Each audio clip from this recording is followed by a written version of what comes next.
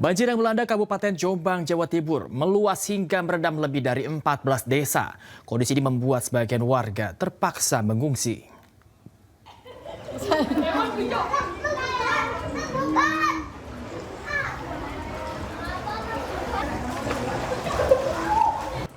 Tingginya genangan banjir membuat warga desa Kademangan, Jombang, Jawa Timur harus meninggalkan rumahnya untuk mengungsi. Hampir semua rumah yang terdampak banjir tertutup rapat dan ditinggal penghuninya. Di sejumlah titik, banjir mencapai kedalaman 2 meter. Sementara di titik lain banjir dengan arus deras justru dimanfaatkan sejumlah remaja untuk bermain air.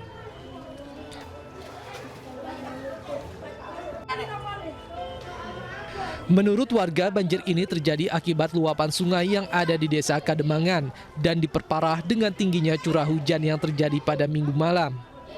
Tadi pagi. Tadi pagi? Iya. Ketinggian sekarang sampai berapa, Bu? Di rumah? Segini, 2 Di meter. rumahnya? Ya. Ini nggak bisa pulang nih, Bu? Nggak bisa. Terus mau kemana ini rencananya, Bu? Ke depan sana, ke... Rumah tetangga? Iya. Tak hanya di desa Kademangan, BPBD Jombang menyebut banjir hari ini telah meluas hingga ke 14 desa lainnya. Warga berharap pemerintah segera melakukan penanganan agar banjir tidak terus terulang. Dari Jombang, Jawa Timur, Mukhtar Bagus, iNews melaporkan. Pemirsa, akibat kelebihan kapasitas tempat pembuangan sampah akhir atau TPA Galuga di Kabupaten Bogor longsor hingga mengakibatkan akses jalan tertutup sampah. Sementara itu pemirsa, di Gorontalo ratusan kendaraan tidak bisa melintas akibat tebing longsor dan menutup jalan Trans Sulawesi.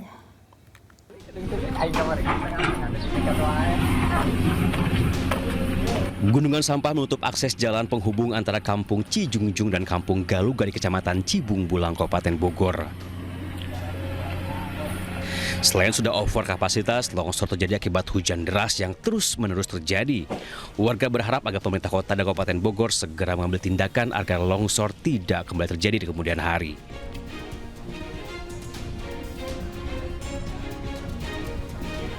Dua alat berat diterjunkan untuk membersihkan material longsor berupa tanah, bebatuan hingga batang pohon yang menutupi hampir seluruh badan jalan di perbatasan Potangan Lamu, Gorontalo. Longsor terjadi bersamaan dengan hujan deras yang mengguyur Gorontalo selama hampir 2 jam. Akibat longsor, jalan Trans Sulawesi tidak dapat dilintasi. Ratusan kendaraan mulai dari truk, mobil pribadi hingga sepeda motor terpaksa berhenti hingga berjam-jam. Akses jalan baru bisa dilalui pada Senin siang setelah kondisi jalan bersih dari material longsor dan tebing dipastikan aman. Dari Bogor, Jawa Barat dan Kabupaten Boalemo, Gorontalo, tim liputan iNews melaporkan. Kita ke informasi berikutnya, pemirsa. Polemik aktivitas pertambangan nikel di Raja Ampat, Papua Barat Daya masih terus bergulir. Pemerintah telah menghentikan sementara operasi tambang nikel dari PT GAK Nikel di Raja Ampat, sembari dilakukannya verifikasi dari Kementerian ESDM.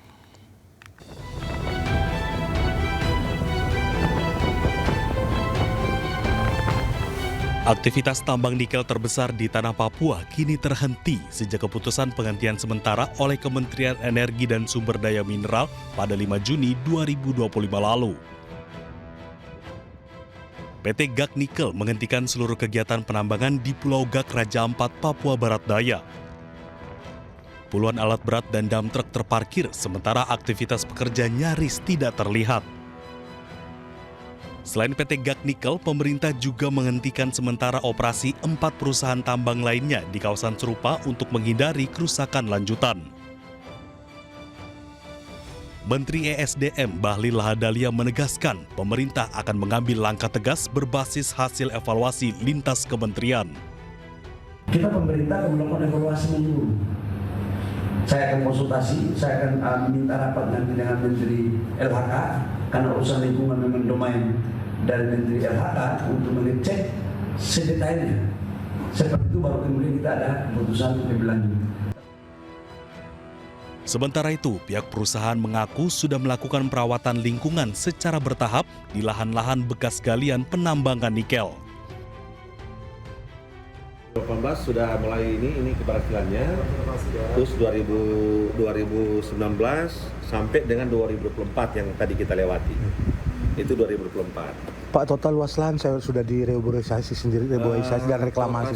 Yang sudah direboisasi kan ada 281 tadi ya? Iya.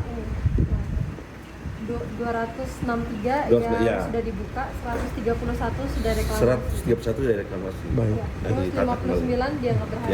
Yang ini ya. Betul, ini. Berarti yang dari tahun 2018 2019 sudah terlihat hasilnya, berhasil. Penghentian ini menyusul sorotan tajam dari publik dan komunitas pemerhati lingkungan yang menilai aktivitas tambang di kawasan pariwisata dunia seperti Raja Ampat berpotensi merusak ekosistem. Dari Raja Ampat, Papua Barat Daya, Chandri Suripati, iNews melaporkan. Pemirsa, kunjungan Menteri Energi dan Sumber Daya Mineral Bahlil Lahadalia ke Sorong, Papua Barat Daya diwarnai protes keras dari massa. Demonstran kecewa terhadap pengelolaan tambang nikel di wilayah Raja Ampat yang dinilai merusak lingkungan di Raja Ampat.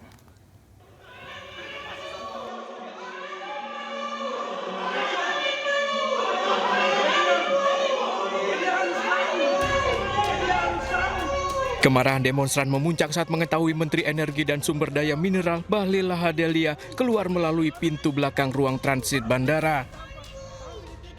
Awalnya massa akan menemui Bahlil untuk mendesak pemerintah menutup segera tambang nikel yang dianggap merusak lingkungan di Raja Ampat.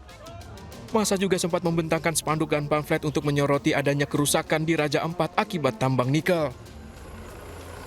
Di saat yang sama, Bahlil terbang menuju ke Raja Ampat, Papua Barat Daya, meninjau tambang nikel yang sempat disorot dunia internasional karena isu kerusakan lingkungan. Usai meninjau, Bahlil menyatakan akan mengevaluasi tambang secara menyeluruh, namun keputusan final baru akan diambil setelah kajian teknis selesai. Nanti kita evaluasi ya, kita evaluasi total, baru kemudian kita membuat keputusan ya. Sekarang kan penghentian sementara kan terjadi. Nanti kita lihat kan ada pasti Menteri juga LHK dari lingkungan. Keberadaan tambang nikel di Pulau Gak ini dikhawatirkan akan mencemari lingkungan dan mengganggu pariwisata di Raja Ampat.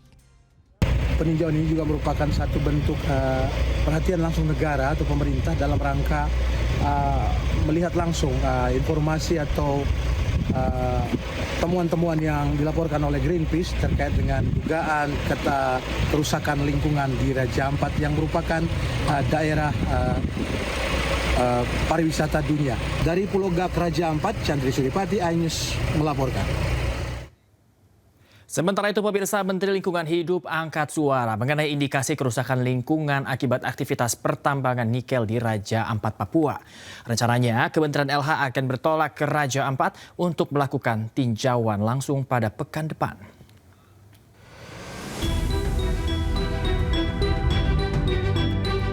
Gerakan tagar Save Raja Ampat tengah menggema di media sosial beberapa waktu kebelakang. Gerakan tersebut muncul atas dugaan eksploitasi tambang nikel di Raja Ampat, Papua. Menteri Lingkungan Hidup Hanif Faisal Nurrafiq pun buka suara mengenai hal tersebut. Ia menjelaskan temuan di 4 wilayah pertambangan kawasan Raja Ampat, Papua Barat Daya. Hanif menyebut ada temuan yang menunjukkan indikasi kerusakan lingkungan yang terjadi di salah satu pulau kecil, yakni Pulau Manuran, yang diduga imbas dari aktivitas penambangan nikel. Jadi ini agak serius ini kondisi lingkungannya untuk pulau yang ada di Pulau Manuran ini, yang kegiatan penambangan nikel yang dilakukan di Pulau Manuran ini. Selain pulaunya kecil, pelaksanaannya kegiatan penambangnya kurang hati-hati sehingga ada potensi pencemaran lingkungan yang agak serius untuk di Pulau Manuran ini. Next slide. Ini juga telah dilakukan pemasangan pang pengawasan karena ini sedang kita lakukan tahapannya. Jadi teman-teman sekalian, kalau pang pengawasan itu dilakukan berarti tahapannya sedang berjalan. Mulai dari pengambilan sampel-sampel untuk di lab, kemudian pemanggilan penghadiran para ahli untuk memproyeksikan kerugian-kerugian dan kerusakan lingkungan yang ditimbulkannya untuk kita simpulkan apakah ini lari kepada penindakan pidana, perdata. Menteri Lingkungan Hidup bersama tim dijadwalkan akan bertolak ke Raja Ampat pada Kamis 12 Juni mendatang. Usai melakukan tinjauan, pihaknya akan menentukan langkah yang paling tepat untuk mengatasi persoalan lingkungan di sana. Dari Jakarta, tim liputan iNews melaporkan. Beralih ke informasi lain pemirsa, usai ijazah palsu, kini mantan Presiden Jokowi dituding menggunakan skripsi palsu agar bisa lulus kuliah. Jokowi pun menantang para penudingnya melapor ke polisi.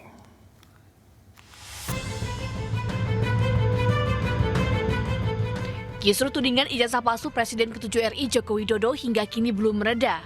Meski Barreskrim Polri sudah menyatakan bahwa ijazah Jokowi asli dan identik. Kini soal skripsi Jokowi yang akan dilaporkan polisi. Pihak yang melapor yakni ahli digital forensik Krismon Sianipar. Jokowi pun menanggapi hal ini dengan santai dan menyebut siap melayani pelaporan dengan baik. Ya, dilaporkan saja. Setelah ijazah nanti dilaporkan, nanti skripsinya dilaporkan. Setelah itu KK-nya dilaporkan. Setelah itu KTP-nya dilaporkan. Setelah itu SIM-nya dilaporkan. Terus nanti sertifikat tanah rumah dilaporkan. Tak layani. Sebelumnya, Krismon Sianipar yang merupakan ahli digital forensik diperiksa sebagai saksi oleh Polda Metro Jaya pada pekan lalu terkait tudingan ijazah palsu yang dilaporkan Joko Widodo. Krismon mengaku dicecar dengan 97 pertanyaan. Tim Liputan iNews melaporkan.